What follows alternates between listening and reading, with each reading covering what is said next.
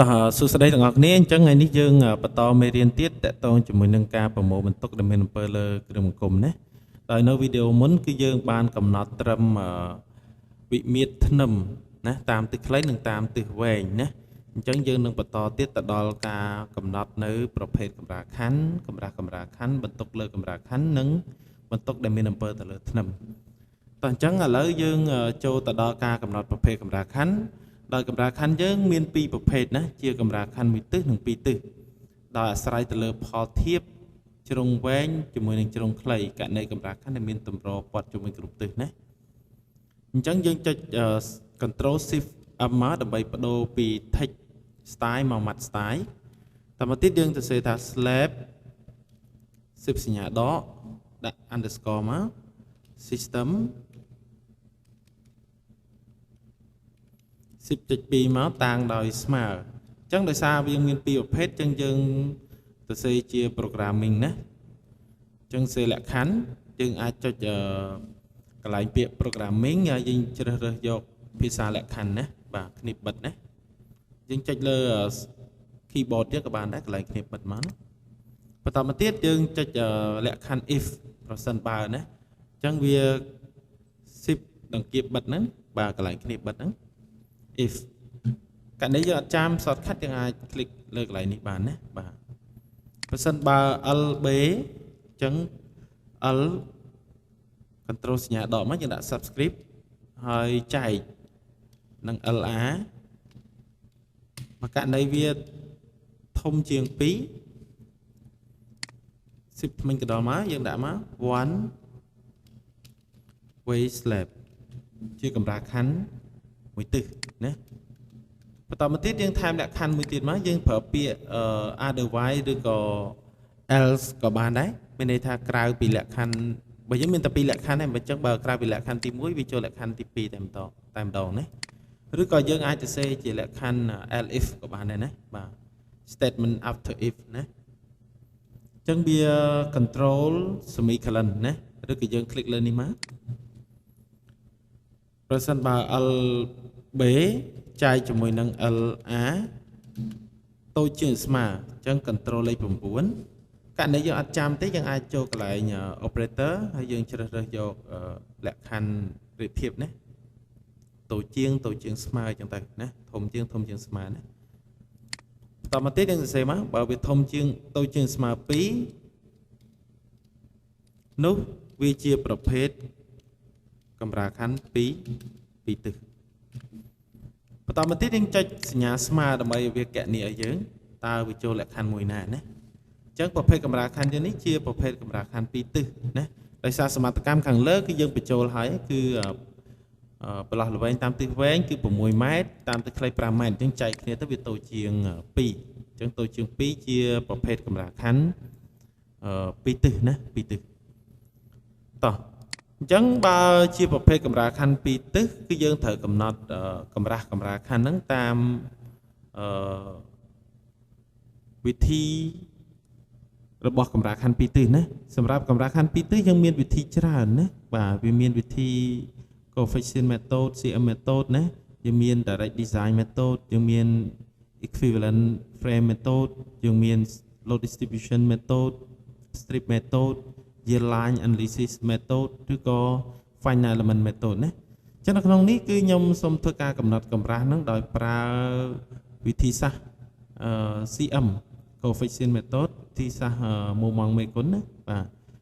ដែលវិធីសាស្ត្រនេះគឺឆ្នាំ1963យើងអាចកំណត់តាមវិធីហ្នឹងវារាងាយជាងគេណាតោះអញ្ចឹងយើងអាចកំណត់ដោយសម័យកាលតាមសម័យកាលឬក៏លក្ខខណ្ឌគេ2ណាដោយកម្រាស់ minimum ហ្នឹងគឺគេយក maximum 2លក្ខខណ្ឌ maximum នៃបរិមាត្រណាបរិមាត្រចែក180ជាមួយនឹង90បរិមាត្រនេះគឺបរិមាត្ររបស់ panel ដែលគេគិតពីផ្ទៃខាងក្នុងណាផ្ទៃគិតពីគែមរបស់តម្រណាបាទគិតពីផ្ទៃរបស់ធ្នឹមណាបាទអត់គិតពីអាកទេណាអញ្ចឹងយើងត្រូវកណនីរក LNA និង LNB នេះណាអញ្ចឹងយើងមើលទិសខ្លី5ម៉ែត្រអញ្ចឹងយើងយក5ម៉ែត្រហ្នឹងដកធ្នឹមទៅតឹងធ្នឹមតាមទិសវែងទៅយើងឃើញ LNA ណា ហើយ LNB 6 LB 6 ម៉ែត្រអញ្ចឹងយើងដកតតឹងធ្នឹមតាមទិសខ្លី2 តឹកកន្លះទៅយើងនឹងឃើញLNB តាមទិសវែងណាបាទតោះអញ្ចឹងកុំឲ្យខាត់ពេលយូរយើងចូលទៅចងតែម្ដងអញ្ចឹងយើងចុច Ctrl Shift M ដើម្បីបដូរមកម៉ាត់ហើយយើងចុចសរសេរថា LNB បាទទិសវែងអញ្ចឹងយើងយក LB ដកជាមួយនឹងបាទដកជាមួយនឹង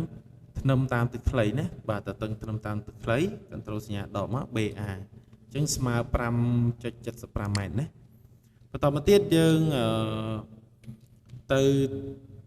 ទិសខ្លីម្ដងអញ្ចឹងទិសខ្លីយើងសរសេរថា LNA ចុះអញ្ចឹងស្មើទៅនឹង LA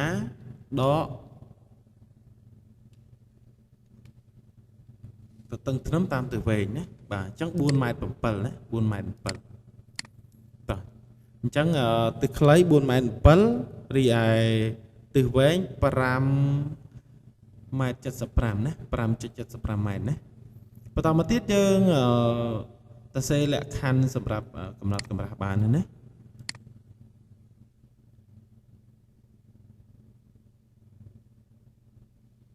តោះអញ្ចឹងយើងសរសេរកន្លែងនេះថា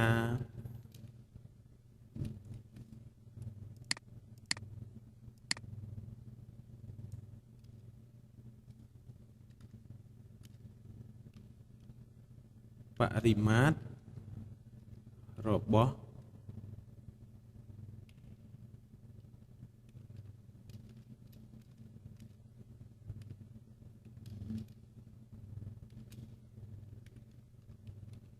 panel ណាបរិមាត្ររបស់កម្រាលខណ្ឌអញ្ចឹងយើងសរសេរថា perimeter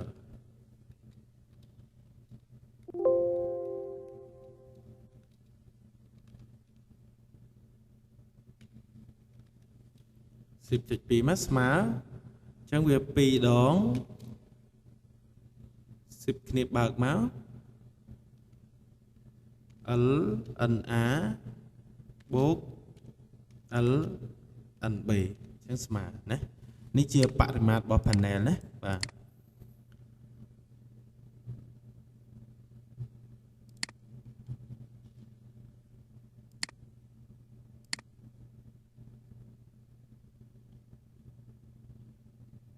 តោះអញ្ចឹង LNA គឺគិតពីផ្ទៃណាបាទគិតពីផ្ទៃរបស់តម្រផ្ទៃរបស់ធ្នឹមតាមទិសខ្លីរីឯ LNB គិតពីផ្ទៃរបស់ធ្នឹមឬក៏ផ្ទៃរបស់តម្រហ្នឹងតាមទិសវែងណាបាទតោះបន្តមកទៀតគឺយើងចូលទៅកំណត់កម្រាស់បានណាបាទអញ្ចឹងដោយសារយើងចងជាលក្ខណៈអូតូម៉ាទិកឲ្យវាកណនីឲ្យយើងទាំង one way ទាំង two way អញ្ចឹងយើងសេជាលក្ខខណ្ឌទាំងពីរចូលគ្នាតែម្ដងដោយយើងកំណត់កម្រាស់ minimum យើងអាចសរសេរថា min 10.2 មកស្មើកន្លែងគ្នាបិទមកដើម្បីបញ្ចូលលក្ខខណ្ឌយើងចុច10អង្កៀបបិទឬកន្លែងគ្នាបិទហ្នឹងដើម្បីចូលលក្ខខណ្ឌ if បន្ទាប់មកយើង space ចុះក្រោមមួយយើងដាក់លក្ខខណ្ឌមួយទៀតហើយក៏បានដែរណាបាទអញ្ចឹងយើងអាចសរសេរថា elif អញ្ចឹងក៏បានដែរបាទ control semicolon មកបន្តមកទៀតលក្ខខណ្ឌទី1ប្រសិនបើ slab system ស្មើ control សញ្ញាស្មើមកសញ្ញាស្មើដិតណាដែលយើងចងនៅក្នុងលក្ខខណ្ឌ programming ស្មើទៅនឹងតោះខ្ញុំសេ two way slab មុនចុះបើវា two way slab យើងកំណត់កម្រាស់តាមរយៈលក្ខខណ្ឌ maximum នៃ2លក្ខខណ្ឌគឺបរិមាត្រចែកជាមួយនឹង180បាទយើងចុច space មកយើងចុចក្បៀសមកដើម្បីដាក់លក្ខខណ្ឌមួយទៀតណាតោះជាមួយនឹង90 មីលីម៉ែត្រណា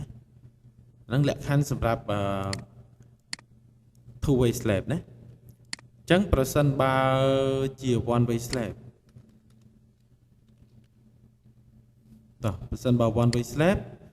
អញ្ចឹងសម្រាប់ one way slab គឺគេមើលទៅលើលក្ខខណ្ឌរបស់តម្រណាតើតម្រយើងជាតម្រសាមញ្ញតម្រជាប់មួយខាងតម្រជាប់សងខាងឬក៏ជាប្រភេទតម្រកុងស៊ុលណា cantilever ណាអញ្ចឹងការកំណត់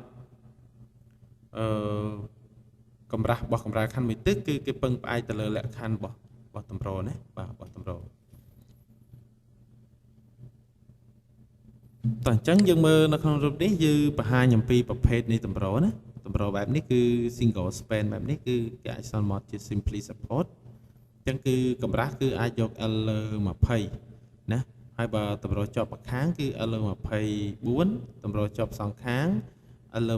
28ហើយជា cantilever គឺយើងយក L លើ10ដោយសមីការខាងលើដែលយើងចែកនេះបាទរកកម្រាស់នេះគឺគេប្រើជាមួយនឹងបេតុងធម្មតាstrength ដែក420កាលនេះយើងប្រើបេតុងធម្មតាហើយ strength ខុសពី420គឺយើងត្រូវធ្វើការគុណតម្រូវជាមួយនឹង 0.4 បូក Fy លើ700ណាបាទតោះអញ្ចឹងយើងអាចសរសេរកម្រាស់ minimum តាមលក្ខខណ្ឌ Fy 420បន្តមកទៀតយើងនឹងសរសេរលក្ខខណ្ឌបើករណីយើងប្រើ strength ខុសពី420តោះអញ្ចឹងយើងសរសេរថាបើសិនជា one way slab min ចុច1មក420 MPa សំដៅទៅដល់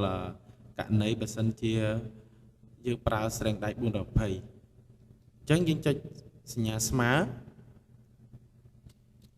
តោះអញ្ចឹង10គ្នាបិទណាបាទ10គ្នាបិទនេះ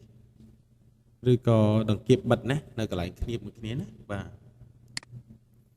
បន្តមកទៀតយើងសរសេរថា10គ្នាបើកមិញណា sorry ណាបាទយើងសរសេរលក្ខខណ្ឌ if មកកន្លែង10គ្នាបិទហ្នឹងដង្កៀបបិទហ្នឹងបើសិនបើ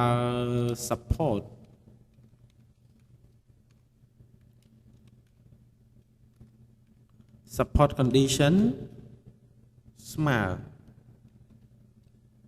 អត់មិញកណ្ដុលមក10មិញកណ្ដុលមកស្មើទៅនឹង simply supported បាទអញ្ចឹងបើ simply supported គឺ L លើ20ណា L លើ20ណា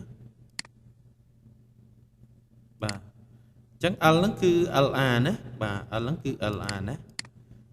បើកម្រាលខណ្ឌជាកម្រាលខណ្ឌមួយទិសបាទអញ្ចឹងវាមានមុំម៉ងតែមួយទិសគឺទិសខ្លីអញ្ចឹង L ដែលយើងយកមកចែករកកម្រាស់ហ្នឹងគឺទិសខ្លីណា L ទិសខ្លីណាអញ្ចឹងយើងសរសេរថា LR ចែកជា LR ចែកជាមួយនឹង20ណាតោះបន្តមកទៀតយើងអាចសរសេរលក្ខខណ្ឌបន្តទៀត control semicolon មក elif បើសិនបើគេបើសិនបើលក្ខខណ្ឌតម្ររបស់យើងនឹងជាតម្រជាប់មួយខាងណា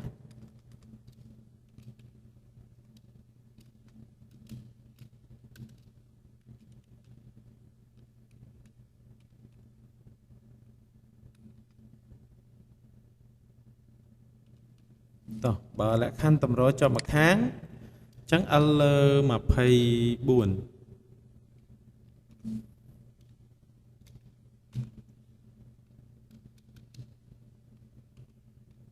តោះបន្តមកទៀតបើតម្រយើងជាតម្រជាប់សងខាង both end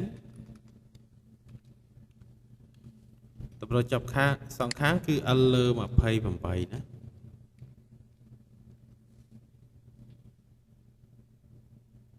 បន្តមកទៀតលក្ខខណ្ឌចុងក្រោយបើសិនជាតម្រយើងជា cantilever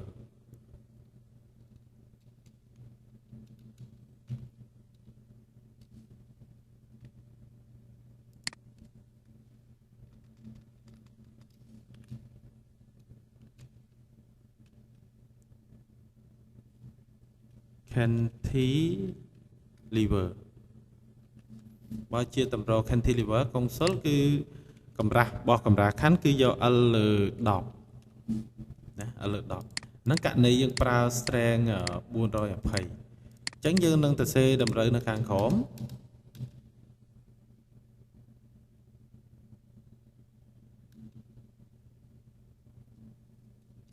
តោះអញ្ចឹងយើងទៅសេថា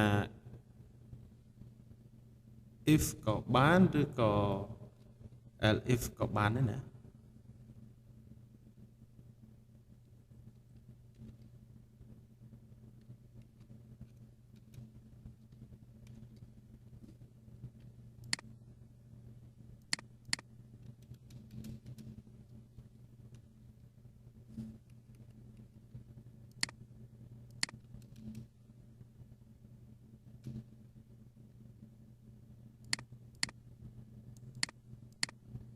តោះអញ្ចឹងយើងអាច copy នេះមួយមកយើងអាច shift enter មក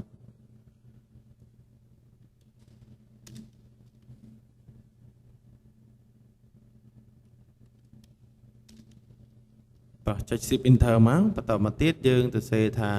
if fy បាទ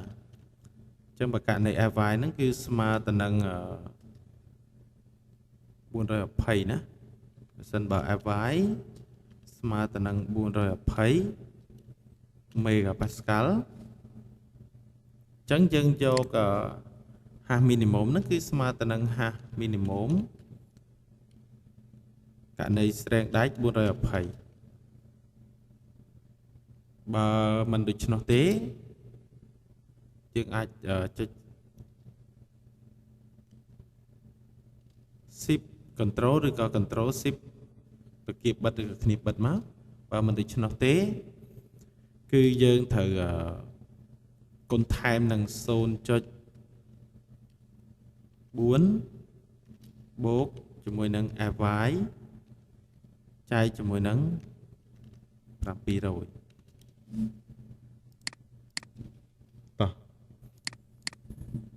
អញ្ចឹងប៉ុណ្ណឹងលក្ខខណ្ឌមកអញ្ចឹងវានឹងកណនីយើងអូតូម៉ាទិកហើយអញ្ចឹងបើកណនីវាចូល one way វានឹងកំណត់តាមកម្រាស់តាម one way ហើយបើសិនជា slab យើងចូល two way វានឹងចាប់លក្ខខណ្ឌ two way មកធ្វើការកណនីតោះបន្តមកទៀតយើងចុច control shift up មកគឺយើងសរសេរថា hash ស្មើណា hash ស្មើនឹងតោះឥឡូវបើយើងឲ្យវាកណនីជាចម្លើយយើងនឹងឃើញចម្លើយ111ណ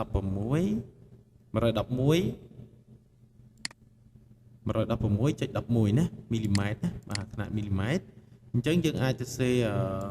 អានេះក្រោយក្បៀសគឺយើងអាចកំណត់ប្រមាណខ្ទង់ក៏បាន2ខ្ទង់អីទៅយើងយកជា decimal លេខក្រោយក្បៀសណាលេខក្បៀសអញ្ចឹងយើងអាចទៅសេប្រកួតវាណាបាទអញ្ចឹងយើងចុចពាក្យ cell បើយើងប្រកួតឡើងយើង cell ណាបើវងកញ្ចក់មក hash minimum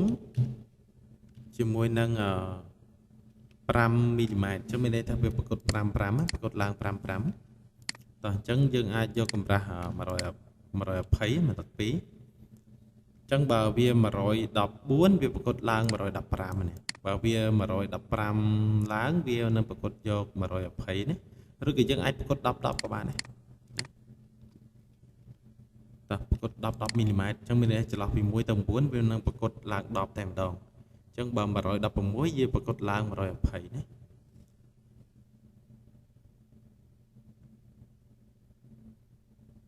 តោះបន្តមកទៀតយើងអាចឆែកលក្ខខណ្ឌដាប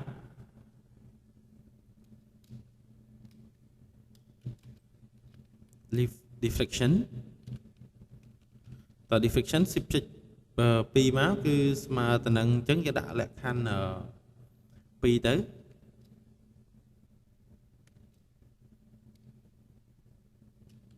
បើហាស់យើងតូចជាងស្មើ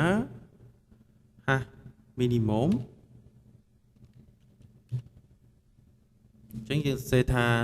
ចាំបាច់ត្រូវធ្វើការ check ទៅលើ deflection ណាបាទតោះបន្តមកទៀតយើងទៅសេមួយលក្ខខណ្ឌទៀតយើងទៅសេថា else ក៏បានដែរករណីផ្សេងពីហ្នឹងឬក៏មិនដូច្នោះទេអញ្ចឹងវា not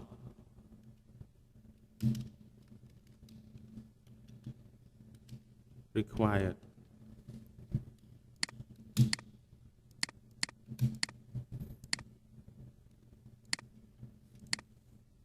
ចឹងនេះលក្ខខណ្ឌភាពដាបណា reflection checking ឬក៏ check មានន័យថាបើយើងយកកម្រាស់ហ្នឹងធំជាងកម្រាស់អបបរមាធំជាងស្មើកម្រាស់អបបរមាយើងមិនចាប់អាចធ្វើការឆែកទៅលើភាពដាបទេណាតែបើសិនយើងយកកម្រាស់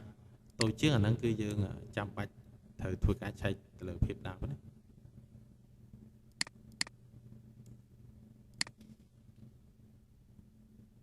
តោះអញ្ចឹងបន្ទាប់ពីយើងធ្វើការកំណត់កម្រាស់កម្រាលខណ្ឌរួចហើយគឺយើងអាចទៅចំណុចបន្តទៀតគឺតកតងជាមួយនឹងការប្រមូលបន្ទុកដែលមានអំពើលើកម្រាលខណ្ឌតោះអញ្ចឹងនៅក្នុងនេះខ្ញុំមានតកតងជាមួយនឹងបន្ទុកការ៉ូបន្ទុកបាយអបន្ទុកផ្ទាល់ខ្លួនរបស់កម្រាលខណ្ឌបាយអបូកពិដាននិងឆ្អឹងបន្ទុកគ្រឿងបរិក្ខារបន្ទុកជញ្ជាំងខណ្ឌ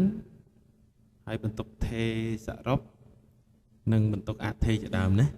តោះអញ្ចឹងដោយយើង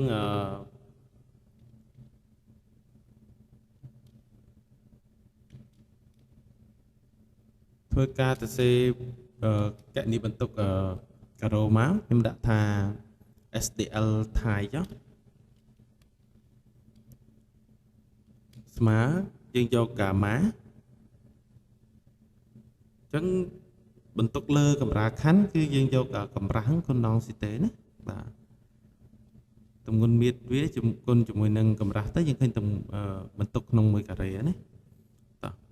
អញ្ចឹងយើងសេមកកាម៉ា G តូច Ctrl G កាម៉ាថៃ10លេខ8មកគុណជាមួយនឹងកម្រាស់របស់ថៃស្មើមកគឺយើងយកຂະຫນາດជាគីឡូយូតុនក្នុង1ការ៉េណាតោះ 0.22 ណាបាទ 0.22 បន្តមកទៀតយើងប្រមូលបន្ទុកបាយអយើងដាក់ថា SDL ម៉ូតាចុះស្មើទាំងយកហ្គាម៉ាបាទហ្គាម៉ាម៉ូតាហ្នឹងគឺគុណជាមួយនឹងកម្រាស់របស់បាយអណា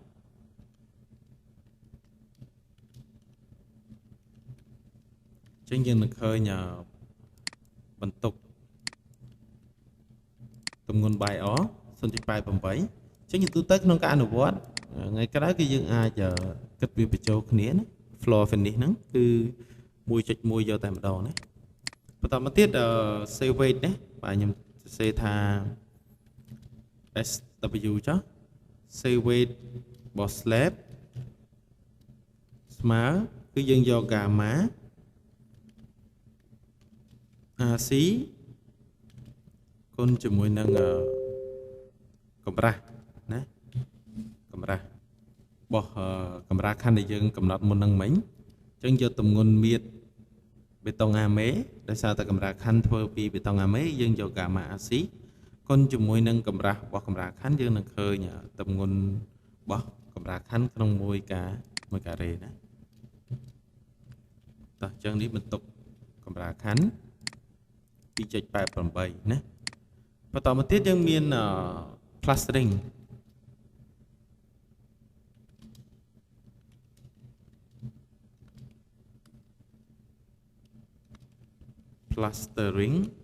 ហ្នឹងករណីយើងអត់ប្រើពិដានយើងបូកពីក្រោមអញ្ចឹងណាបាទអញ្ចឹងយើងគិតជាទម្ងន់របស់ plastering អញ្ចឹងស្មើទៅនឹង gamma plaster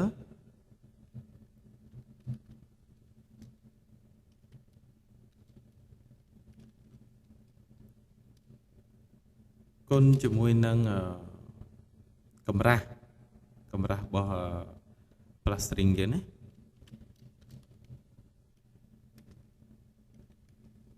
អញ្ចឹងយើងឃើញបន្ទុកវានៅក្នុង1ការ៉េណា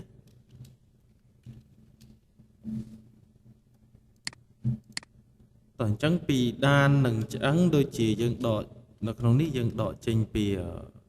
ស្តង់ដារបន្ទុក ASCE ណាអញ្ចឹងខ្ញុំដាក់ថា STL selling ចា ចឹងស្មើណាដោយសារយើងកំណត់វាពីខាងលើហើយណាចឹងយើងបាច់ចាំតាំងវាទៀតទេចុចសញ្ញាស្មើមកវានឹងបង្ហាញលទ្ធផលដែលយើងបញ្ចូលពីខាងលើមកណាហើយបរិក្ខា MEP យើងដាក់ថា STL MEP ចុះចឹងចុចសញ្ញាស្មើមក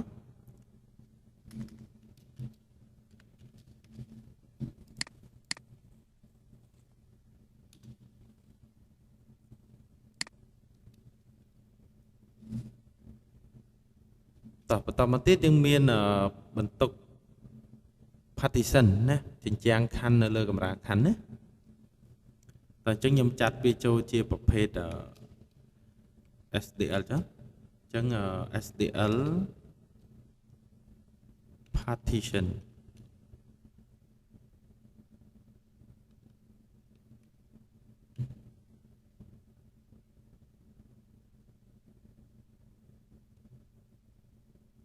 អញ្ចឹងគឺស្មើទៅនឹង1 គីឡូម៉ែត្រក្នុង1ការ៉េណាក្នុងឧទាហរណ៍នេះណាតោះអញ្ចឹងពេលដែលយើងកណនាទៅលើគម្រោងជាក់ស្ដែងយើងនឹងធ្វើការប្រមូលជាក់ស្ដែងណាបាទតកតងជាមួយនឹងបន្ទុកបញ្ជាំងខណ្ឌវាអាចប្រែប្រួលអាស្រ័យទៅនឹង material ដែលយើងប្រើប្រាស់ណាបន្តមកទៀតយើងធ្វើការសរុបចូលគ្នាទៅបាទយើង total ចូលគ្នាខ្ញុំដាក់ថា dead load បន្ទុកថេសរុបគឺស្មើទៅនឹងបាទស្មើទៅនឹង STL Thai STL ហ្នឹងគឺ super dead load ណា superimposed dead load បន្ទុកដែលបំពាក់លើគ្រឿងបង្គុំណាអញ្ចឹងជាប្រភេទបន្ទុកថេដែលជាប្រភេទបំពាក់អញ្ចឹងយើងដាក់ថា STL ដូចការ៉ូអីគឺវាបំពាក់លើកម្រាលខណ្ឌណាការ៉ូ by on ណាតោះអញ្ចឹងយើងបូកជាមួយនឹង by on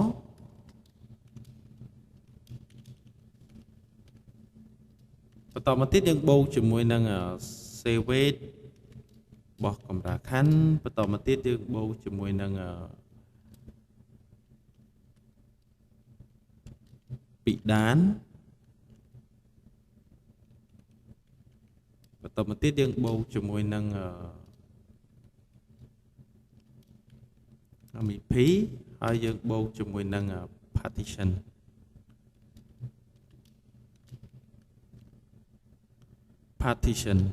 តោះកន្លែងនេះករណីបើយើងអត់ប្រើពិដានទេយើងប្រើ by off បុកក្រោមគឺយើងទៅសេកន្លែងនេះគឺ by off បុកក្រោមណាបាទអញ្ចឹងប្រើអីយើងគិតនឹង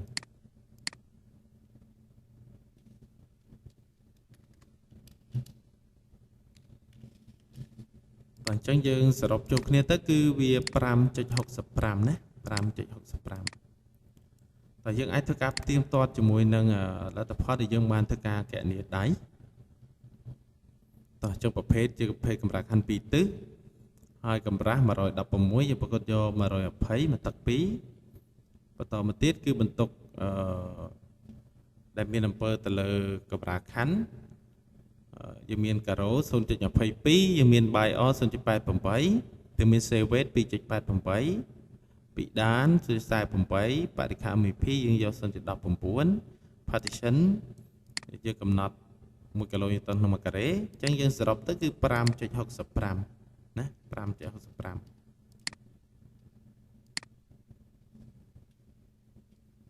តោះអញ្ចឹងយើងអាចទៅសេថា dead load ស្មើមកគឺ 5.65 តមកទៀតបន្ទុកអាថេណាបន្ទុកអាថេអញ្ចឹងបន្ទុកអាថេយើងកំណត់ពីលើហើយណាតោះអញ្ចឹងយើងចុចថាសរសេរថា LL មកស្មើសញ្ញាស្មើបង្ហាញលទ្ធផលមកកណនាលទ្ធផលមក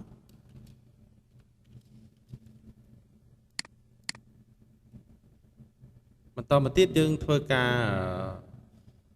បន្សំបន្ទុកណាបាទបន្សំបន្ទុក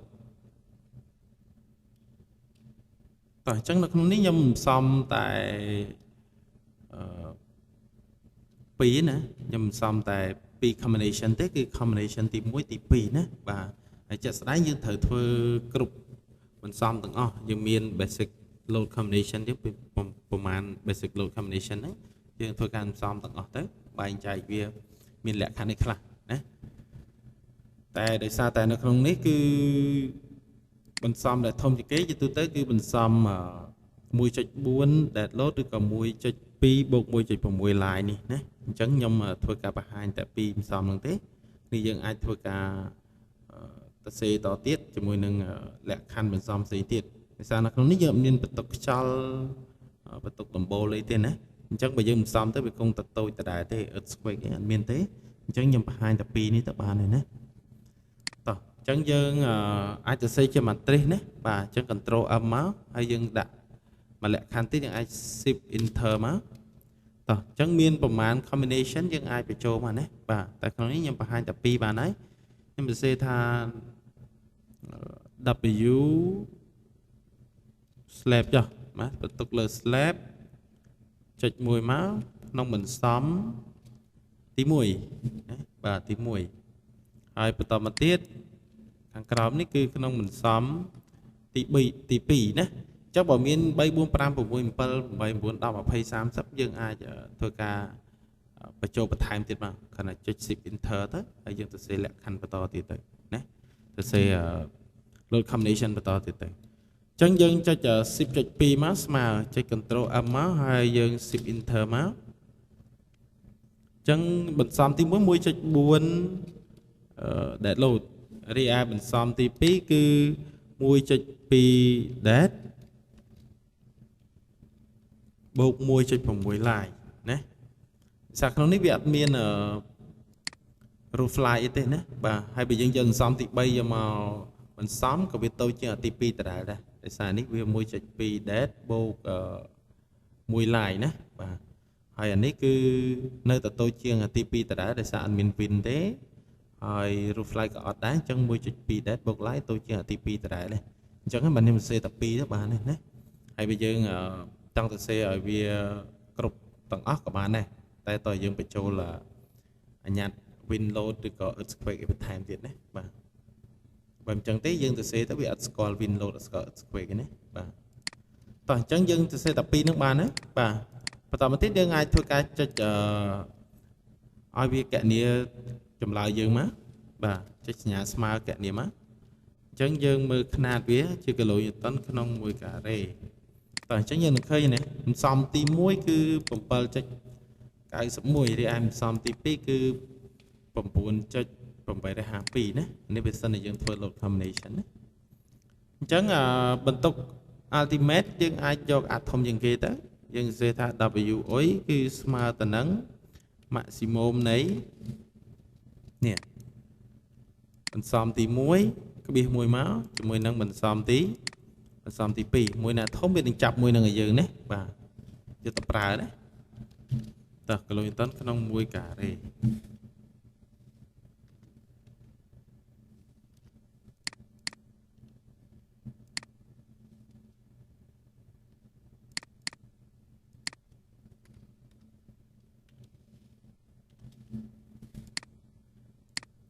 តោះអញ្ចឹង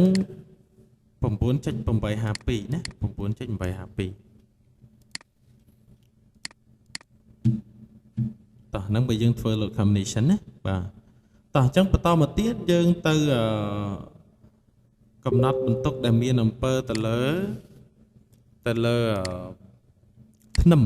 ណាអញ្ចឹងធ្នឹមយើងមានធ្នឹមទិសវែងនិងធ្នឹមទិសខ្លីណាអញ្ចឹងធ្នឹម B1 នេះគឺធ្នឹមទិសវែងហើយធ្នឹម B2 នេះគឺធ្នឹមទិសខ្លីណាបាទតោះអញ្ចឹងយើងកំណត់បន្ទុកដែលមានអំពើទៅលើធ្នឹម B1 ជាមួយនឹងធ្នឹម B2 ណាបាទធ្នឹមទិសវែងនិងធ្នឹមទិសខ្លីអ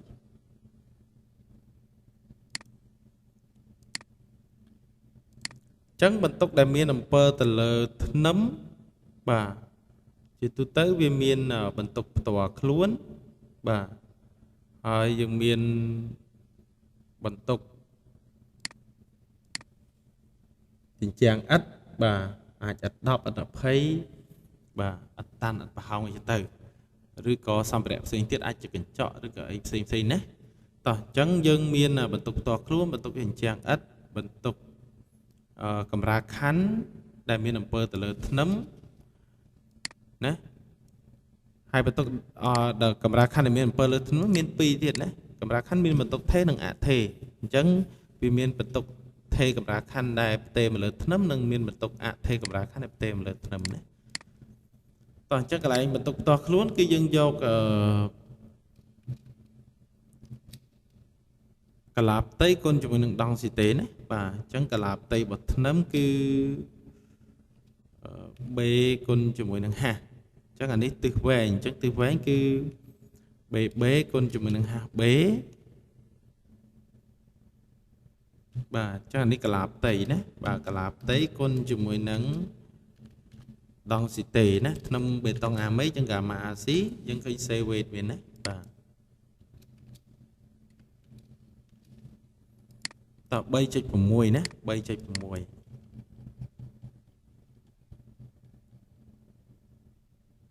នេះណា 3.6 បន្តមកទៀតបន្ទុកជញ្ជាំងណាតោះបន្ទុកជញ្ជាំងតែពិតវាអាចជាឥដ្ឋវាអាចជាឥដ្ឋតាន់ឥដ្ឋប្រហោងរៀបឥដ្ឋ10រៀបជាឥដ្ឋ20រៀបជាជញ្ជាំងកញ្ចក់អីចឹងទៅណាតោះអញ្ចឹងយើងទៅសេថា SDL wall ចុះណា SDL wall គឺស្មើអញ្ចឹងយើងត្រូវយកកម្ពស់ជាន់ដកជាមួយនឹងកម្ពស់ធ្នឹមតាមទិសវែងចេញមកយើងនឹងឃើញកម្ពស់រៀបឥដ្ឋណាហើយយើងគុណជាមួយនឹងទម្ងន់ឥដ្ឋឬក៏ជញ្ជាំងហ្នឹងក្នុង1ការ៉េណាបាទអញ្ចឹងយើងគុណជាមួយនឹង wall type មកដោយសារតែខាងលើយើងបានចងបាទជាលក្ខណៈ control ណាបាទយើងមានលក្ខខណ្ឌ solid brick wall 10អញ្ចឹងឥដ្ឋ10ឥដ្ឋតាន់ឥដ្ឋ20ឥដ្ឋតាន់ណាឥដ្ឋ10ឥដ្ឋប្រហោងឥដ្ឋ20ឥដ្ឋប្រហោងឬក៏ជា glass អញ្ចឹងបើយើងជាប្រភេទឥដ្ឋប្រហោងឥដ្ឋ10យើងរើសឥដ្ឋប្រហោងឥដ្ឋ10ទៅបាទនឹងករណីយើងប្រើជាជញ្ជាំងឥដ្ឋ10ណានេះហើយជាឥដ្ឋប្រហោងណាបាទឥដ្ឋប្រហោងរៀបជាឥដ្ឋ10ណាតោះអញ្ចឹងគុណជាមួយនឹងទម្ងន់វាក្នុង1ការ៉េមកគឺយើងនឹងឃើញទម្ងន់ក្នុង1ម៉ែត្រដែលមានអំពើលើធ្នឹមណាតោះអញ្ចឹងយើងឃើញប្រមាណយើងចុចចម្លើយមកតែនេះຂະຫນາດម៉ែត្រណាបាទក្នុង1ម៉ែត្របន្ទុកលើធ្នឹម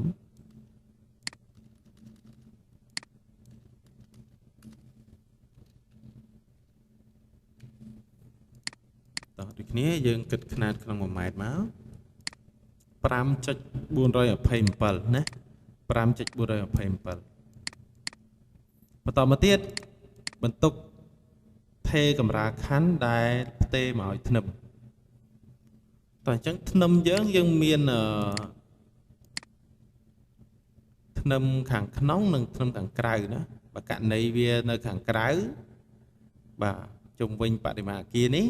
គឺវាត្របន្ទុកតែមួយចំហៀងទេណាបន្ទុកកម្រាលខណ្ឌតែមួយចំហៀងទេតែបើករណីយើងនៅខាងក្នុងបែបនេះអញ្ចឹងវាយួរបន្ទុកកម្រាលខណ្ឌខាងនេះផងខាង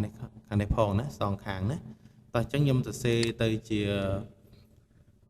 លក្ខខណ្ឌទៅជា2លក្ខខណ្ឌទៅ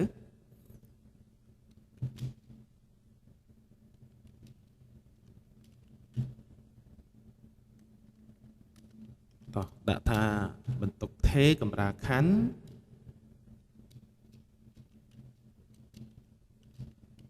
លើធ្នឹមស្មើអញ្ចឹងយើងយកលក្ខខណ្ឌមក if មកអញ្ចឹងបើ slab យើង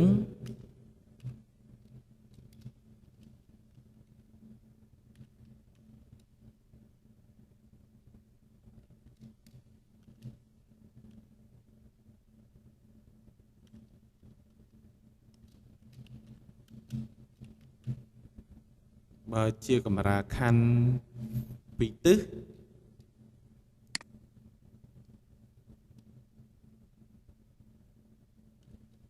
ហើយប្រសិនបើទីតាំងធ្នឹមយើង beam location ខ្ញុំតា beam location ចុះ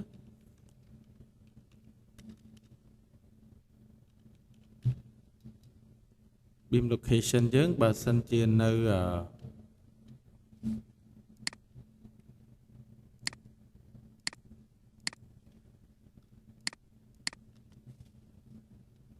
នៅខាងក្នុងណា interior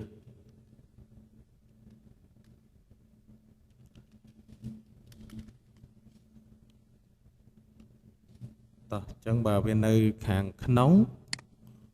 មានន័យថាវាយូរបន្ទុកសងខាងណាបើធ្នឹមនៅខាងក្នុងវាយូរបន្ទុក slab សងខាងអញ្ចឹងយើងយក2គុណជាមួយនឹងបន្ទុកថេរបស់កម្រាលខណ្ឌគុណជាមួយនឹង LR ចែកជា2អញ្ចឹងបន្ទុកដែលផ្ទេរពីកម្រាលខណ្ឌមកលើធ្នឹមគ្រាន់តែយើងយកបន្ទុកក្នុង1ការ៉េរបស់កម្រាលខណ្ឌហ្នឹងគុណប្រវែងជ្រុងខ្លីចែកជា2ទៅគឺយើងនឹងឃើញបន្ទុកដែលផ្ទេរមកលើធ្នឹមណាដោយសារសងខាងអញ្ចឹងខ្ញុំគុណនឹង2ដោយសារករណី interior ណាតែបើសិនជាករណីធ្នឹមហ្នឹងគឺនៅខាងក្រៅណាបើធ្នឹមនៅខាងក្រៅ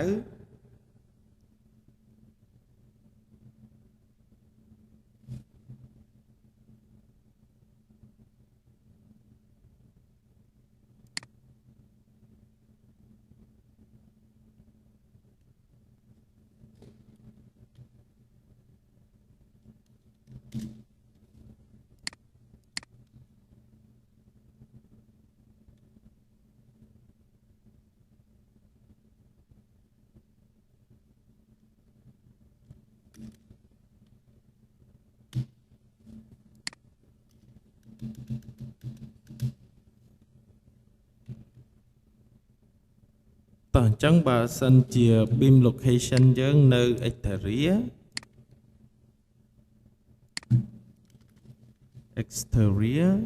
អញ្ចឹងវាយូរបន្ទុកតែ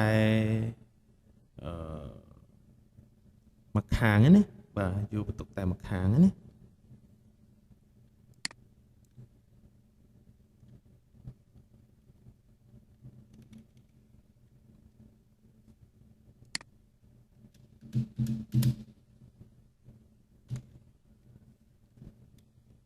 អញ្ចឹងយើងយក DL ហ្នឹងគុណជាមួយនឹង LR ចែកជា2មកយើងនឹងឃើញបន្ទុកដែលផ្ទេរពីកម្រាលខណ្ឌមកលើធ្នឹមណាតាមទិសវែងណានេះករណី two way slab ណាករណី two way slab គឺបន្ទុកវាគឺបែងចែក2ទិសណាគឺបែងចែកមកទិសខ្លីផងមកទិសវែងផងណាបាទហ្នឹងករណីកម្រាលខណ្ឌ2ទិសណាតែបើសិនជាកម្រាលខណ្ឌយើងមួយទិសអញ្ចឹងបន្ទុកគឺបែងចែកតែទៅតាមបែងចែកទៅឲ្យធ្នឹមទិសវែងណាបែងចែកតាមទិសផ្លូវកម្រាលខណ្ឌទៅឲ្យធ្នឹមទិសវែងណាហ្នឹងករណីកម្រាលខណ្ឌយើងជាប្រភេទកម្រាលខណ្ឌមួយទិសនេះកម្រាលខណ្ឌមួយទិសគឺបន្ទុក slab ហ្នឹងគឺបញ្ជូនទៅធ្នឹមទិសវែងណាបញ្ជូនតាមទិសខ្លីរបស់កម្រាលខណ្ឌហើយទៅឲ្យធ្នឹមទិសវែងតែបើករណីកម្រាលខណ្ឌយើង2ទិសបន្ទុកកម្រាលខណ្ឌហ្នឹងបញ្ជូនទៅទិសវែងធ្នឹមទិសវែងផងធ្នឹមទិសខ្លីផងតោះ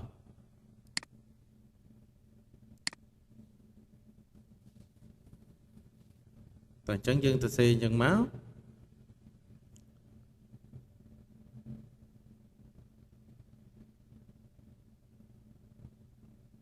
បន្តមកទៀតគឺ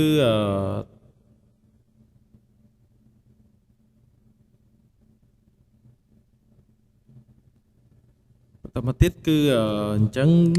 ទិសខ្លីណាបាទអញ្ចឹងទិសវែងករណីកម្រាលខណ្ឌយើង2ទិសបាទគឺបែងចែកទិសវែងផងទិសខ្លីផងតែបើករណីកម្រាលខណ្ឌយើងមួយទិសបែងចែកបន្ទុករបស់កម្រាលខណ្ឌទៅឲ្យតែធ្នឹមទិសវែងទេ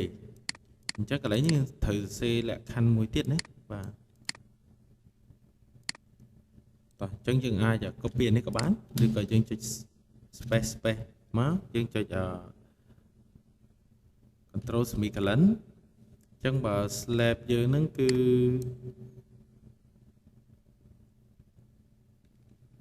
តោះចាស់នេះយកដាក់ two way ខាងក្រោម copy ដូរបន្តិចមកណា ចឹងបើ slab យើងគឺ one way បាទ one way slab ចឹងធ្នឹមទិសវែងហ្នឹងគឺយកបន្ទុកពីកម្រាលខណ្ឌណាបាទចឹងបើធ្នឹមខាងក្នុងគឺយកសងខាងបើធ្នឹមខាងក្រៅគឺយកតែមួយខាងទេហើយបើកម្រាលខណ្ឌយើងជា two way ធ្នឹមខាងក្នុងយកសងខាងបើធ្នឹមខាងក្រៅយកបន្ទុក slab តែមួយខាងទេណាបាទតោះចឹងអានេះគឺករណីបន្ទុកករណីបន្ទុកថេណានៅធ្នឹមមកករណីទៀតគឺបន្ទុកអថេណាបាទបន្ទុកអថេចុចអាច copy មកបាទហើយយើងដូរកន្លែងនេះទៅជា line មកចុចដូចគ្នាសម្រាប់ one way គឺធ្នឹមទិសវែងហ្នឹងគឺយកបន្ទុករបស់កម្រាលខណ្ឌបាទហើយបើករណី two way ក៏ធ្នឹមទិសវែងយកបន្ទុករបស់កម្រាលខណ្ឌដែរណាបាទ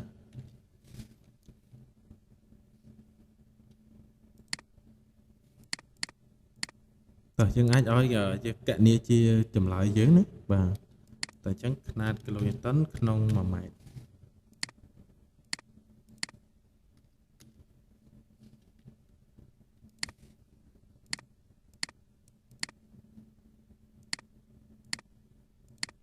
តោះអញ្ចឹងបន្ទុកថេរបស់ធ្នឹមលើកម្រាលខណ្ឌធ្នឹមទិសវែង 28.5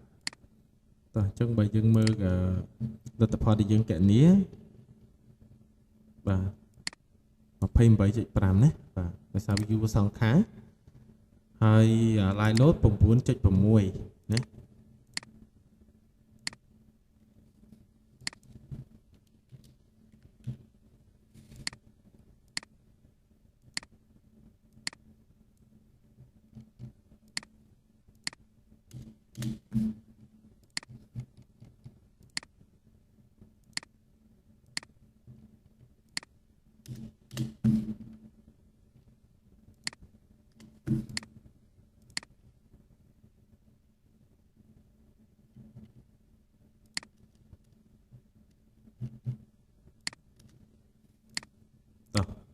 ចឹងនេះគឺបន្ទុក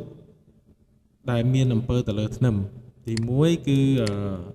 បន្ទុក save weight 3.6 សម្រាប់ធ្នឹមទិសវែងហើយចិញ្ចាំងយើងគឺ 4.527 ហើយបន្ទុកថេរបស់កម្រាលខណ្ឌដែលបញ្ជូនមកលើធ្នឹមគឺ 28.5 ហើយបន្ទុក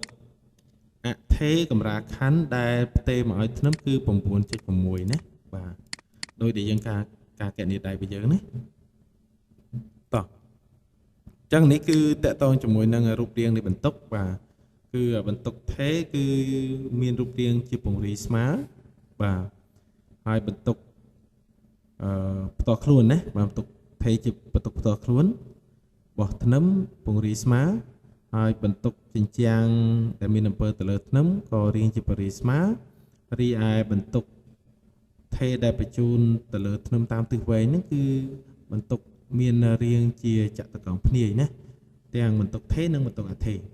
បន្តមកទៀតយើងទៅបន្ទុកដែលមានអំពើទៅលើធ្នឹម B2 ឬក៏ធ្នឹមទិសខ្លីណាបាទធ្នឹមទិសខ្លី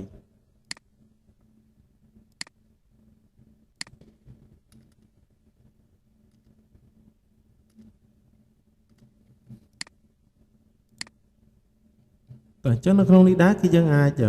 ចេះក៏បានដែរដូចស្រួលជាងណាបាទយើងអាច copy ណាបាទ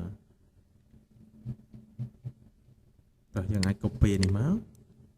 Ctrl C មកបន្តមកទៀតយើង paste វានៅខាងក្រោមនេះណាចំណេញដើម្បីយើងកុំឲ្យយើងសរសេរច្រើនដងណាតោះបន្តមកទៀតយើងមើលទិសខ្លីអញ្ចឹងអានេះគឺយើងតាំងដោយ BA ហើយ HA អញ្ចឹង 2.4 ណាបាទ 2.4 នេះ 2.4 រាងពង្រីស្មើហើយចិញ្ចាំងឥដ្ឋបាទគឺយើងដកកម្ពស់ធ្នឹមតាមទិសខ្លីបាទ 5.6 បាទ 5.608 បាទត្រូវហើយបន្ទុកថេកម្រាលខណ្ឌដែលផ្ទេរមកលើធ្នឹម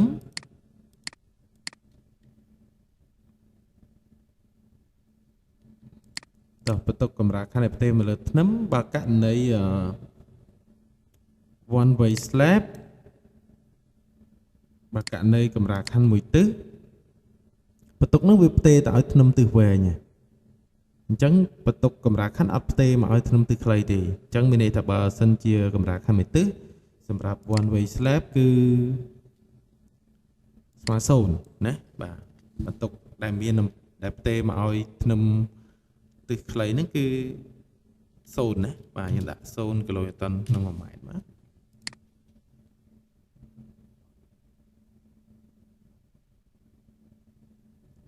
តែបើសិនជាកម្រាលខណ្ឌពីរទិសបាទអញ្ចឹងវាផ្ទេមកឲ្យទិសខ្លីដែរណាបាទអញ្ចឹងទិសវែងក៏ផ្ទេទៅទិសខ្លីក៏ផ្ទេមកណាហើយទិសវែងជាទៅវាមានរាងជាចតុកោណភ្នាយហើយទិសខ្លីបន្ទុកវាមានរាងជាត្រីកោណណាបាទត្រីកោណតោះហើយដូចគ្នាបើករណីធ្នឹមរបស់យើងគឺនៅខាងក្នុងនៅកណ្ដាលនៅខាងក្នុងអ៊ីនតេរីគឺវាយួរបន្ទុកសងខាងបើធ្នឹមយើងនៅជុំវិញអាគារបាទខាងក្រៅថាវាយួរបន្ទុក slab តែមួយខាងទេណាតោះអញ្ចឹងយើងសេជាពីរលក្ខខណ្ឌចេះត្រូវណាតោះអានេះគឺ dead load slab on beam បាទទិសខ្លីណាបាទហើយមកករណីទៀតគឺ line load slab នៅលើធ្នឹមដូចគ្នាបើសិនជា one way slab គឺទិសខ្លីអត់យកបន្ទុកទេណាបាទអញ្ចឹង0គីឡូញូតុនក្នុង1ម៉ែត្រ0គីឡូញូតុនក្នុង1ម៉ែត្រណាហើយបើករណីវាជា two way slab ទិសខ្លីគឺ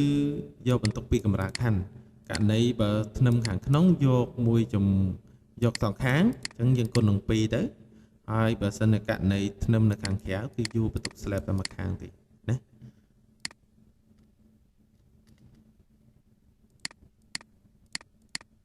តោះអញ្ចឹងយើងមើលគឺ 28.5 ត្រូវហើយ9.6ណា 9.6 ក៏ត្រឹមត្រូវដូចគ្នាដែរណាបាទតោះអានេះគឺទិសខ្លី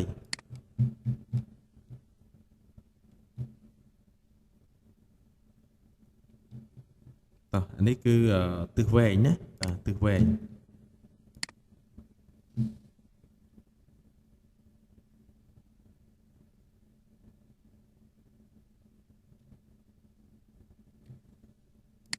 តោះអញ្ចឹងបន្តមកទៀតយើងអាចធ្វើការតេស្តទៅលើឧទាហរណ៍ផ្សេងទៀតរបស់យើងណាបាទអញ្ចឹងអានេះសម្រាប់ឧទាហរណ៍នេះគឺត្រឹមត្រូវអត់មានបញ្ហាទេបាទទៀងទាត់ជាមួយនឹងការគណនាដៃត្រឹមត្រូវហើយគឺទិសខ្លី say weight 2.4 ទម្ងន់តខ្លួនហើយចិញ្ចាំងឥដ្ឋគឺ 5.6 ហើយបន្ទុកថេកម្រាលខណ្ឌបញ្ជូនមកលើធ្នឹម 28.25 ហើយបន្ទុកអថេកម្រាលខណ្ឌបញ្ជូនមកលើធ្នឹមគឺ 9.6 ណាហើយរូបរាងបន្ទុកវាគឺបន្ទុកផ្ទាល់ខ្លួនរាងពង្រាយស្មើបន្ទុកចិញ្ចាំងពង្រាយស្មើបន្ទុកថេដែលបញ្ជូនមកលើធ្នឹមទិសខ្លីរាងជាត្រីកោណហើយបន្ទុកអថេរាងជាត្រីកោណណាតោះអញ្ចឹងយើងអាចតេស្តទៅលើឧទាហរណ៍មួយទៀតណាដើម្បីចង់ដឹងថាតើអ្វីដែលយើងចងហ្នឹងគឺយើងអាចប្រើបានទាំងពីរលក្ខខណ្ឌអត់តោះអញ្ចឹងយើងអាចបញ្ចូលទិន្នន័យម្ដងសម្រាប់ឧទាហរណ៍ទី2បាទអញ្ចឹងយើងចូលមកកន្លែងបញ្ចូលទិន្នន័យមកតោះអញ្ចឹងសម្រាប់ឧទាហរណ៍ទី2នេះគឺប្រមូលបន្ទុកទៅលើកម្រាលខណ្ឌ2ទិសណាកម្រាលខណ្ឌ2ទិសដោយយើងមានផ្លោះល្វែងវាតាមទិសវែងគឺ7ម៉ែត្រកន្លះ3 span ហើយទិសខ្លីគឺ3ម៉ែត្រកន្លះ3 span តោះអញ្ចឹងទិសខ្លីគឺ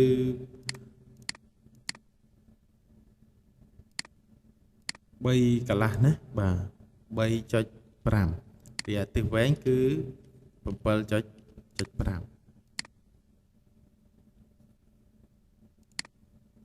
បន្តមកទៀតនៅក្នុងនេះគឺទិសខ្លីគឺ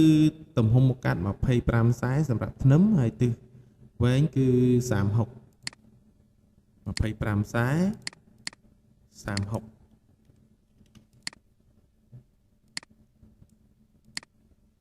កម្ពស់ជាន់នៅក្នុងនេះគេថាកម្ពស់ជាន់គឺ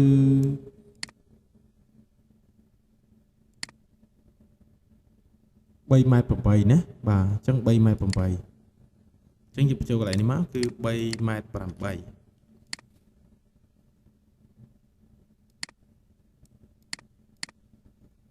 បាទបន្តមកទៀតយើងមានដូចជាការ៉ូហ្គាម៉ាបាយអណាហ្គាម៉ា RC កម្រាស់ការ៉ូកម្រាស់បាយអពិដានបរិក្ខារមេភី partition ហើយប្រើជាប្រភេទអញ្ចឹងឥតប្រហោងរៀបជាឥត10ណាតោះអញ្ចឹងកន្លែងនេះយើងមិនបាច់ចាំធ្វើការកែប្រែទេដោយសារវាត្រូវហើយតោះអញ្ចឹងនេះ0.48ត្រូវហើយបរិក្ខារ MP 0.19 partition 1គីឡូហើយ line load គេគឺ 2.4 ណាបាទ 2.4 អញ្ចឹងកន្លែងនេះយើងបញ្ចូលមកគឺ 2.4 ហើយប្រភេទជញ្ជាំងឥដ្ឋនៅលើធ្នឹមគឺជាប្រភេទឥដ្ឋប្រហោងដែលរៀបជាឥដ្ឋ10អញ្ចឹង hollow brick wall 10ណា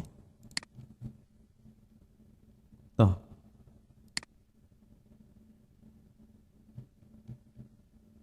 ដូចជាសមត្ថកម្មដូចជាប៉ុណ្ណឹងបាទបន្តមកទៀតយើងទៅដំណោះស្រាយណាកន្លែងដំណោះស្រាយទី1គឺកំណត់ប្រភេទណាបាទតើប្រភេទកម្រាលខណ្ឌនឹងជាប្រភេទ1ទិសឬ2ទិសអញ្ចឹងបន្ទាប់ពីយើងបញ្ចូលសមត្ថកម្មរួចរាល់ហើយគឺយើងអាចចូលទៅមើលប្រភេទកម្រាលខណ្ឌនេះបាទតែនេះគឺយើងអាចទៅមើលការកំណត់មុខកាត់ធ្នឹមតាមទិសខ្លីទិសវែងណាបាទនេះករណីនៅក្នុងកូដណាបាទអញ្ចឹងយើងមើលលក្ខខណ្ឌតម្រូវរបស់ធ្នឹមទិសខ្លីវាមាន3 span ណាបាទអញ្ចឹងបើយើងយកអានេះមកសិក្សាអានេះវា 1n ណាបើយកកដាមសិក្សា both n ជាប់សងខាងហើយខាងនេះសិក្សាវា1n ណា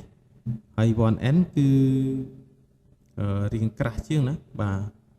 អញ្ចឹងគឺយើងយកលក្ខខណ្ឌ 1n យកមកជ្រើសរើសមកនេះទិសខ្លីណាបាទហើយទិសវែងដូចគ្នាគឺ 1n ដូចគ្នាបាទហើយសម្រាប់កម្រាលខណ្ឌយើងគឺបើវាជាកម្រាលខណ្ឌមួយទិសអញ្ចឹងការកម្រាស់វាគឺពឹងផ្អែកទៅលើលក្ខខណ្ឌតម្រូវដូចគ្នាអញ្ចឹងបើយើងយក span នេះយកមកសិក្សាគឺគេហៅតម្រូវជាប់ម្ខាងណាបាទលក្ខខណ្ឌកម្រាលខណ្ឌណាហើយបើយើងយក span កដាលនេះមកសិក្សាអញ្ចឹងវាជាប់ខាងនេះផងជាប់ខាងនេះផងវា both n អាខាងនេះយកមកសិក្សាគឺ1n ណាបាទអញ្ចឹងជាទូទៅកម្រាស់វាគឺ 1n រៀងក្រាស់ជាងអញ្ចឹងអាច select យក 1n ទៅបាទនេះ 1n ណាបាទអាហ្នឹងសម្រាប់ support របស់កម្រាលខណ្ឌមួយទិសបាទដោយសារយើង check មើលទៅគឺកម្រាលខណ្ឌយើងជាប្រភេទ one way ណាដោយសារតែ LB យើងគឺវាធំជាង2ណាហើយនេះតើតើមួយនឹងការកំណត់មុខកាត់ធ្នឹមបាទតោះអញ្ចឹងយើងអាចចូលទៅមើលប្រភេទកម្រាលខណ្ឌយើងជាប្រភេទកម្រាលខណ្ឌមួយទិសត្រឹមត្រូវហើយការកណនីយើងក៏ដូចគ្នាដែរជាប្រភេទកម្រាលខណ្ឌមួយទិសចឹងការបែងចែកបន្ទុកគឺបែបនេះគឺបែងចែកតែមួយទិសទេគឺតាមទិសខ្លីរបស់កម្រាលខណ្ឌគឺផ្ទេរបន្ទុកកម្រាលខណ្ឌទៅឲ្យធ្នឹមទិសវែងបន្តមកទៀតកម្រាស់វាដូចខ្ញុំបានលើកឡើងមិញគឺតម្រូវវាជា 1n និង both n ណាដោយសារតែ both n វាអត់លើ28 1n វាអត់លើ24ហើយ span ដូចគ្នាអញ្ចឹងយើងយក 1n យកមកកណនីមកគឺកម្រាស់វាឃើញ149ណាហើយបើយើងកណនីនៅក្នុងនេះគឺ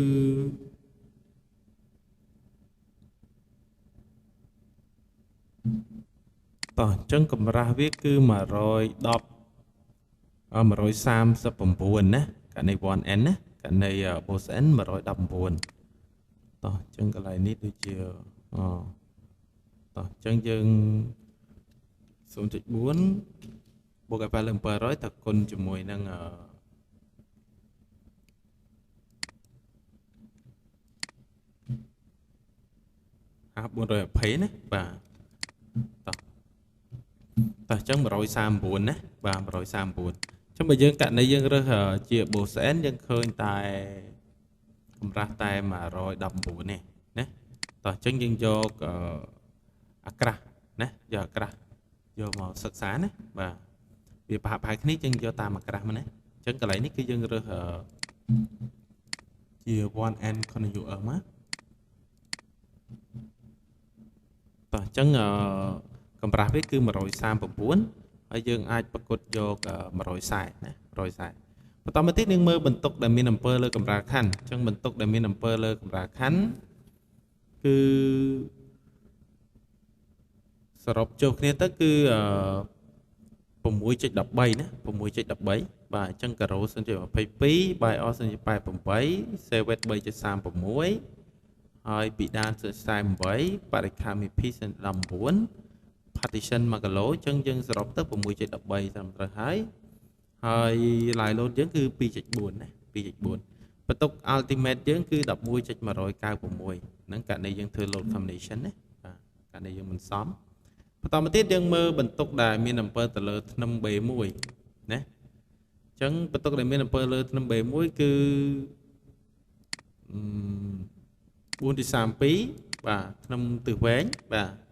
ហើយ save weight អានេះមកបន្ទុកតខ្លួនហើយបន្ទុកអញ្ចាំង 5.78 ណាបាទកន្លែងនេះយើងយកក្រោយក្បៀសមកខ្ទង់កបាណា3ខ្ទង់កបា4ខ្ទង់កបា5ខ្ទង់កបាស្អីចិត្តយើងហើយបន្ទុកដែលមានអំពើទៅលើកម្រាលខណ្ឌដែលមានអំពើទៅលើធ្នឹមទិសវែងដែលជាប្រភេទបន្ទុកថេបាទមានន័យថាបន្ទុកថេកម្រាលខណ្ឌដែលផ្ទេរទៅឲ្យធ្នឹមទិសវែងគឺ 21.45 បាទចឹង 21.45 ត្រូវហើយបន្ទុក live load ដែលបញ្ជូនទៅលើធ្នឹមទិសវែងគឺ 8.4 អញ្ចឹងត្រឹមត្រូវហើយណាសម្រាប់ទិសខ្លីវិញគឺបន្ទុកផ្ទាល់ខ្លួនគឺ 2.4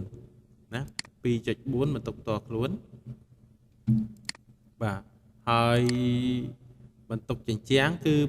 6.15 ណាបាទ 6.15 រីឯបន្ទុក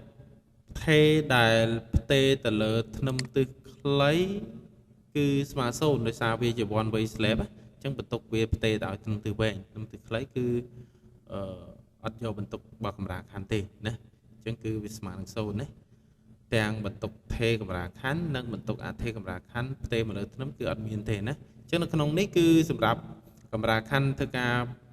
មួយទិសគឺបន្ទុកបោះកម្រាលខណ្ឌផ្ទេរឲ្យតែធ្នឹមទិសវែងទេណាធ្នឹមទិសខ្លីគឺអត់ផ្ទេរឲ្យទេតោះអញ្ចឹងដូចជាត្រឹមត្រូវអស់ហើយបាទអញ្ចឹងយើងអាចប្រើប្រាស់ file មួយនេះតាក់ទងជាមួយនឹងការប្រមូលបន្ទុកទៅលើកម្រាលខណ្ឌឬក៏ទៅលើធ្នឹមហ្នឹងសម្រាប់យកទៅអនុវត្តនៅក្នុងគម្រោងជាក់ស្ដែងយើងបានណាយើងតេស្តមើលទៅគឺវាត្រឹមត្រូវហើយណាទាំងពីរលក្ខខណ្ឌទាំងករណីកម្រាលខណ្ឌ2ទិសក៏ត្រឹមត្រូវហើយករណីកម្រាលខណ្ឌធ្វើការមួយទិសហ្នឹងក៏ត្រឹមត្រូវហើយដែរណាតោះអញ្ចឹងនៅក្នុងនេះយើងបញ្ចប់ត្រឹមប៉ុណ្ណឹងតកតងជាមួយនឹងការប្រមូលបន្ទុកដែលមានអំពើទៅលើគ្រឿងបង្គំហ្នឹងគឺយើងសូមបញ្ចប់ត្រឹមប៉ុណ្ណឹងអញ្ចឹងនៅវីដេអូក្រោយយើងនឹងបន្តទៅមេរៀនបន្តទៀតចំពុកទី3តកតងជាមួយនឹង property of material ណាបាទអញ្ចឹងនិយាយពីលក្ខណៈសម្បត្តិនៃសម្ភារៈដែលយើងប្រើប្រាស់សម្រាប់ការកណនីទៅលើគ្រឿងបង្គំបេតុងអាមេយើងដែលយើងនឹងនិយាយអំពីបេតុងជាមួយនឹងសម្ភារៈដែកណាតោះអញ្ចឹងអរគុណទាំងអស់គ្នាសម្រាប់ការយកចិត្តទុកដាក់ក្នុងការសិក្សារៀនសូត្រហើយជូនពរទាំងអស់គ្នាសំណាងល្អសុខភាពល្អទាំងអស់គ្នាណា